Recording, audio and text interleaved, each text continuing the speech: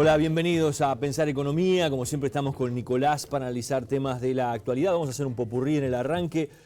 Comencemos hablando de la inflación. Sí, señor. Hay como dos lecturas, ¿no? Hay quienes dicen, bueno, el gobierno sigue manteniendo a raya la inflación por debajo del 10%. Hay otros que dicen, bueno, no se puede bajar la inflación, no hay forma de bajar la inflación. Es cierto, la inflación puede tener dos lecturas, digamos. Mientras compartimos con los televidentes una gráfica en la cual describimos cuál es la inflación anual de los últimos 12 meses, digamos, en el último periodo, ¿verdad? Y arrancamos la gráfica en enero del año 2013. Por muchos años ya la inflación no está dentro del rango meta del Banco Central. Esto la verdad que es una piedra en el zapato. Recordemos que tiene un techo del 7%. De 3 al 7, exactamente, un eje de 5, de 3 al 7. Y hace mucho tiempo que no entra, en realidad la mayoría del tiempo ha pasado sin que esté allí. Eso digamos que es una piedra en el zapato en el sentido de la credibilidad del Banco Central, de lo que pueden ser pautas, por ejemplo, para los temas del Consejo de Salarios. Y es un problema porque, bueno, con ese incumplimiento es difícil anclar lo que se denominan las expectativas. Porque también la inflación puede tener un problema circunstancial en la cual se eleve por diversas razones. Pero si hay un incumplimiento permanente, la credibilidad baja, ¿verdad?, de quienes llevan adelante particularmente la política monetaria. Lo cierto es que hubo un momento que quedó bastante cerca del rango del año pasado, sin embargo ahora volvió a subir. Ahora, esa es una lectura. La otra es, estamos en un proceso de aumento del dólar. El dólar es una moneda clave en la economía uruguaya se maneja con dos monedas, por lo tanto todo lo que corresponde al manejo del peso está bien, hay que entenderlo, hay que estudiarlo, ahí está la política monetaria soberana del Uruguay, pero hay una cantidad de cosas en Uruguay se manejan en dólares. Y si el dólar sube, es muy difícil tener la inflación bajo control. Además, es más, hay sectores que dependen de la importación directamente, ¿no? La importación, exacto, por un lado la importación y por otro lado la exportación también. Es decir, hay sectores que si bien los precios externos han caído, cuando aumentan en dólares hay una tendencia al alza. Mirado desde este punto de vista, uno ve que la inflación, más allá de que está alta y eso es un problema, y arriesga a llegar al 10%, cosa que yo no vislumbro que pase este año, pero si no se toman algunas medidas puede ser complicado. A pesar de eso, ha mantenido cierta estabilidad, es decir, si bien ha quedado por encima del rango meta, no ha llegado al 10%, mientras que el dólar sube. Y eso, digamos que es el mal menor, si se quiere, en un proceso de ajuste del tipo de cambio hacia arriba. Nico, está también la pregunta de, bueno, ¿qué márgenes hay para manejar la inflación hoy por hoy sin tocar tarifas públicas, por ejemplo? Difícil. Es muy difícil, ¿no? A fin de año vamos a tener el plan UT Premia que va a darle un empujón hacia abajo a la inflación. Tuvimos una pequeña baja de combustibles también ahora. Ayuda un poco. Fíjate que en el acumulado anual la inflación ya es 9,5, pero en los últimos 12 meses, tomando el final del año pasado, es menor porque está el plan UT Premia que va a impactar en diciembre. Hay un elemento que a mí me está preocupando un poco y es el siguiente. Yo he hablado con varios empresarios, sobre todo en el comercio. En el dato de inflación de octubre, los alimentos no suben mucho, pero sí hay una suba bastante fuerte de vestimenta y calzado, que es un sector que habitualmente ha venido muy por abajo de la inflación porque hay mucha prenda importada de China, calzado, cosas muy baratas en términos relativos que llegan del exterior. Pero ahora han aumentado. Y detrás de eso, en parte, está el siguiente fenómeno. Los comerciantes ven que hay un retroceso en las ventas. Tratan de mantener, digamos, su estructura y no pasar a precio los sobrecostos a ver qué es lo que pasa. Bueno, llegó un momento de las decisiones. Han achicado sus estructuras, en muchos casos, esto lo digo como una descripción, digamos, cualitativa, y decidieron pasar a precio. Es decir, bueno, está bien, la cosa viene para atrás, bueno, yo achico mi estructura, ajusto mis costos, digamos, puede ser alguna reducción de empleo, puede ser alguna reducción o alguna postergación de inversión, y los sobrecostos que estoy teniendo los voy a pasar a precio, cosa que no lo venía haciendo antes, ¿entiende? Y ese es un escenario que es preocupante porque es la expresión de algo que no queremos, que se llama estanflación. Y es menor actividad, pero con aumento de precio. Y eso sería complicado. Digamos, la teoría económica en las economías que tienen un recorrido razonable indica que cuando están con algún problema, la inflación baje por la propia caída en la actividad. Uruguay no está con una caída en la actividad, está con una desaceleración, está frenando la economía, hay que ver hasta qué punto. Pero este tipo de síntomas la verdad que no es del todo positivo, por eso el dato de inflación sigue siendo incómodo. Bien, vayamos a otros temas. Otros temas que de todas maneras están vinculados. Recién hablamos del aumento del tipo de cambio. Bueno, ¿qué está pasando con el desempeño del sector exportador? Para el cual el tipo de cambio es una buena noticia, el aumento del dólar. Yo diría para toda la economía, lo hemos comentado con los televidentes de Pensar Economía. Ya van 10 meses, ¿verdad? Tenemos datos de 10 meses y ya como que el año se va configurando, es momento de pasar raya. Las exportaciones en dólares caen 12%, ahí se incluye todo, incluyendo las plantas de celulosa. pero como el dólar ha subido un 16% promedio lo que va del año, respecto al mismo periodo del año pasado, ahí lo vemos en el cuadro. Los ingresos son mayores. Exacto, lo multiplicas y lo pasás a pesos corrientes y te da un aumento del 3%, las exportaciones en pesos corrientes. Claro, eso por el aumento del dólar que se ve ahí, que compensa la caída en dólares y permite una suba. Como hay inflación, descontamos la inflación y ¿qué nos da? Una caída en pesos reales del 5%. Esta es una cuenta que sirve para ilustrar en qué medida el retroceso que hay en las exportaciones, los exportadores lo están pudiendo sobrellevar o no a nivel interno. Y lo que resulta es que hay un retroceso, es decir, el monto real pasado a valor economía uruguaya de las exportaciones tiene una caída, pero no es tan aguda como cuando la vemos en dólares. En el futuro, es decir, lo que puede pasar el año que viene, digamos que ya la base va a ser menor, porque ya de alguna manera uno puede esperar que el ajuste en el sector agrícola más o menos se estabilice, pero ya no vamos a tener el efecto de Monte del Plata, que lo estamos teniendo en este año y que tira para arriba las exportaciones, y las circunstancias de los mercados vienen bastante complicadas. Así que va a ser un año de mucha incertidumbre y ya, bueno, hay que ver cómo juega el tema del tipo de cambio, claro. Eso va a ser difícil de prever. Y ahora pasamos a otro dato de ese popurrí que vos decías, Pepe, que va a tener otros aditivos, ya lo anticipábamos al cierre de este Pensar Economía, porque vamos a hablar de Uber y de algunas otras cosas que están en... Que bastante revuelo ha causado. Han causado mucho revuelo, sí, además nos han pedido algunos televidentes que comentemos algo más de este tema. Bueno, la cuestión es que antes de ir a eso, hay otro dato importante en la economía que es el resultado fiscal. 3,4% fue el dato a septiembre. Venía en 3,6, mejoró a 3,4.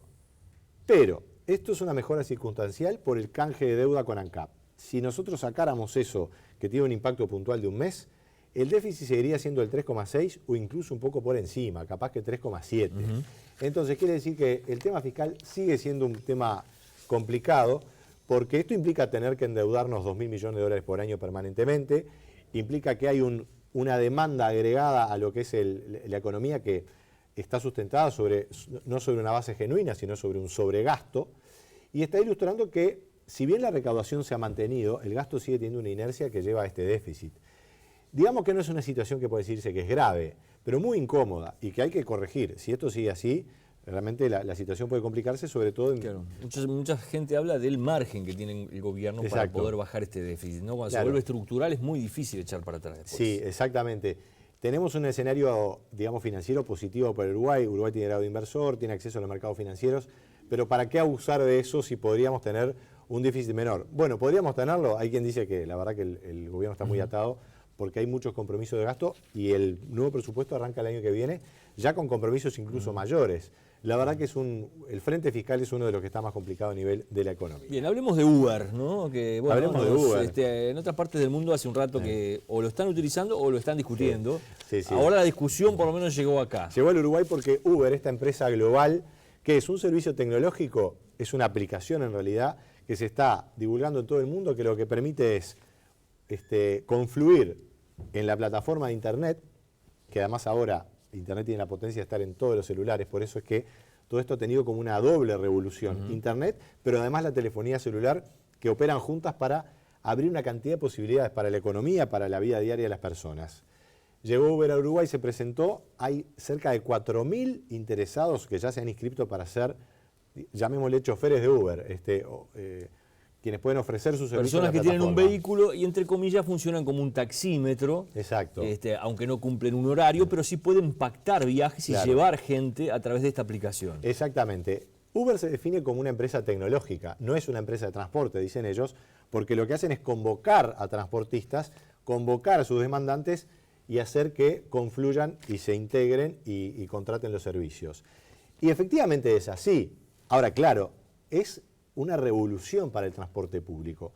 Uber tiene origen en California, básicamente en el Silicon Valley, y es un ejemplo más de estas empresas de tecnología, caso de Airbnb, que lo que hace en un sentido parecido es convocar a oferentes de inmuebles que quieran alquilarlos en distintas partes del mundo, lo cual es una gran revolución en este caso para la hotelería global. Volviendo al caso de Uber, es para los taxistas y también para el transporte público. Tiene origen en California, es una aplicación global, se puede bajar en el smartphone, en el teléfono celular. Se estima que su valor actual es de unos 50.000 millones de dólares, todo el PBI del Uruguay de un año, y facturó el año pasado 800 millones de dólares. Todavía no ha salido a bolsa y ya se está expandiendo en todo el mundo. En algunos casos ha tenido algunos conflictos, pero en todos los casos se está viendo que es realmente un beneficio para el usuario final, que tiene otra opción más, en muchos casos más económica. En Nueva York, Uber en realidad es de origen de San Francisco, del Silicon Valley, pero Nueva York ha tenido un impacto importante. Yo traje algunos números para ilustrar lo que está pasando. En el año 2013, cuando arrancó, tenía unos 330.000 viajes mensuales, ahora tiene 3,5 millones en distintos servicios, porque hay de todo tipo de servicios. Hay uno que se llama UberX, que es el que va a traer primero el Uruguay, Uberpool, que es una suerte de servicio de cadenas de transporte, ¿verdad? Cuando la gente de la familia van con los gurises a la escuela o al colegio o a la actividad deportiva. Es muy flexible todo esto. También hay un Uber Delivery, no sé si no me acuerdo si se llama así, pero la flexibilidad es total. Aumentó muchísimo. Los taxis bajaron 15%. Y el total del mercado, eso es interesante, tuvo un aumento. Pero evidentemente que hay una afectación al servicio de taxi. La chapa en Nueva York, que valía en el entorno del $1.000.000, bajó en los últimos meses, en este periodo, a cerca de 700.000 o menos. Y en Uruguay está pasando algo parecido. Hay una resistencia de los taximetristas porque esto puede ser un cuestionamiento muy profundo para su actividad. No solo para el taxi, también seguramente para el servicio de transporte colectivo. Hoy por hoy una chapa de taxímetro vale entre 80 y 100.000 dólares. ¿Cuánto puede valer esa llave de ingreso si se expande un servicio como este, ¿no? Está bien, porque el uruguayo empieza ya toda una discusión, vaya, se habrá habido discusiones en estos días, sobre la calidad, por ejemplo, del servicio del taxímetro, que de repente son discusiones paralelas al fondo de esta historia, que es un servicio que está regulado, que tiene un control, que tiene sus aportes y demás, si puede ingresar una competencia, entre comillas, que pueda ser desleal, ¿no? El tema es que esto, como son cosas nuevas, en todos los casos choca contra la regulación, porque no hay regulación. Ahora, para que los televidentes, creo que vale la pena compartir el concepto. La regulación tiene que estar al servicio del interés general, si no, no tiene el menor sentido, si no estaría cubriendo un interés particular. La situación actual, evidentemente que es una regulación que de alguna manera consolida ciertos intereses, porque el taximetrista, y hay grupos de taximetría que tienen más de un taxi, es decir, son empresas muy grandes, muy importantes. Si esto se consolida, va a perder capital de esas chapas de taxi que hay. Y eso es lógico, y hay un interés ahí de defenderlo, de decir, no, de enfrentarse a eso. Ahora, ¿cuál es el interés de fondo social? Y seguramente estas empresas pueden aportar mucho. Después habrá que discutir cómo aportan en la economía. La gente de Uber ha dicho que los choferes que ingresen tienen que hacer sus aportes correspondientes.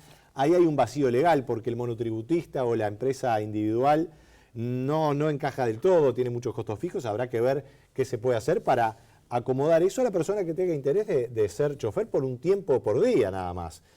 Y está también cómo se vuelve a regular todo el sistema de transporte. Pero como concepto de fondo, y seguramente vamos a volver a pensar economía a casos de este tipo, aquí hablamos de la economía de los servicios. Muchas veces en economía se puede seguir muy fácilmente indicadores como el PBI, las exportaciones, el turismo, lo que puede ser la recaudación. Pero en estos sectores, los sectores de los servicios de la sociedad, y aquí ya no solo hablo de transporte, hablo también de la educación, que hoy por hoy hay una gran polémica por el tema de la elección de horas docentes, o en la salud, cuando se articulan cambios en los procesos en la medicina, todos tienen enormes resistencias, porque hay un statu quo, y aquí yo no hago juicio de valor, hay una realidad que hay una posibilidad de mejora, pero hay sectores que se resisten y lógicamente se resisten.